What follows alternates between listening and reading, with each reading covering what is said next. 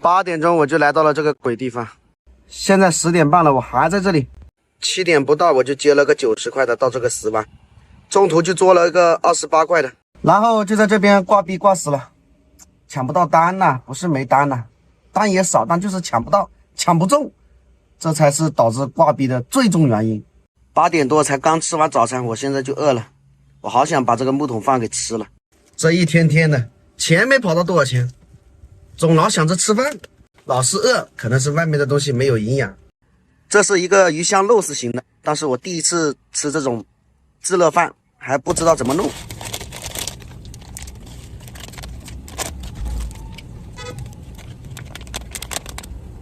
现在是10点40， 11点，让它煲20分钟就可以开吃。本来讲准备吃饭了，又搞了个单，过的话就这2个。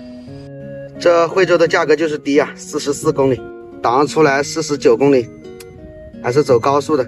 先送完再去吃吧，送完刚好是差不多12点钟。好像我今天的这个车的高速还是免费的，到今天晚上的12点，高速好像就不免费了。即将到达越州收费站，请注意，过收费站后靠右上坡。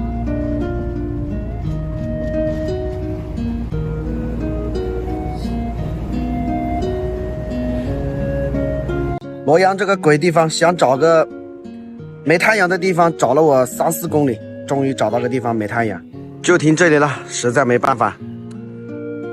这个位置刚好能躲1辆车。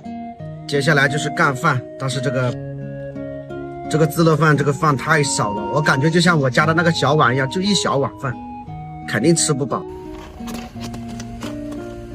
下午的第一单开始了，拉的就是这一个木筐，装货完成。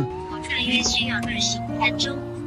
我在罗阳这里挂币挂了2个半小时，终于搞了个50块的单。往回的方向走，应该是到这个龙溪新杰村那边的。过去的话就是25分钟。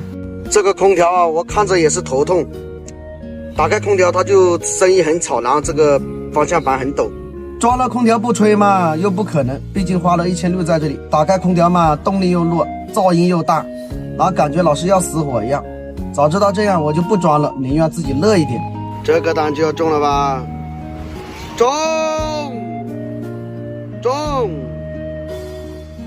没了，没单。4点钟接的这个单，5点半才送完，送的我头都晕了，一路堵车堵过来的。